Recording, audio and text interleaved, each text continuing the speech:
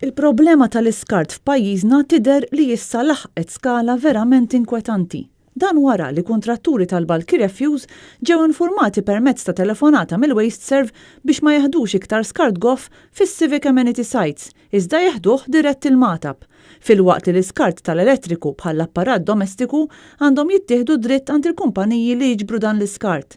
Madankollu dawn l-istess kumpaniji avżaw lil dawn il-kontratturi biex ma jeħdux skart għandhom, peress li m'għandhomx iktar spazju.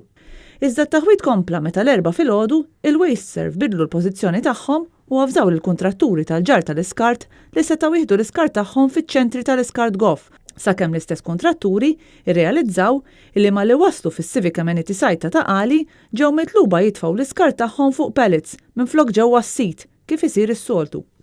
Intant is-sit fil-matab tul il-jum ingħalaq. Dan kollu qed jiġri minħabba l-ammont enormi ta' skart li jakkumula f'siti bħal dik ta' Taqali.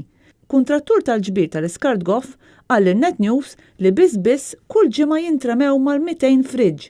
L-istess kuntrattur qalilna li fis-civic amenity site fejn il-kartun u materjali oħra suppost jintremew għalihom, issa qed jitħallat kollox f'daqqa u jintrema kollox fil-landfill. Il-kuntrattur qal li s-sit f'Taqali hu mfawwar u m'hemmx fejn tarmi aktar u żied jgħid li biex tkompli tikkomplika s-sitwazzjoni ħafna makkinarju tal-Waste Serve mhux jaħdem minħabba ħsarat. Din il-problema ilha tippersisti snin tant li kienu nkrew imħażen f'San Ġwan u f'Ħalfar, iżda dawn ukoll ma jefilħux għal iktar skart.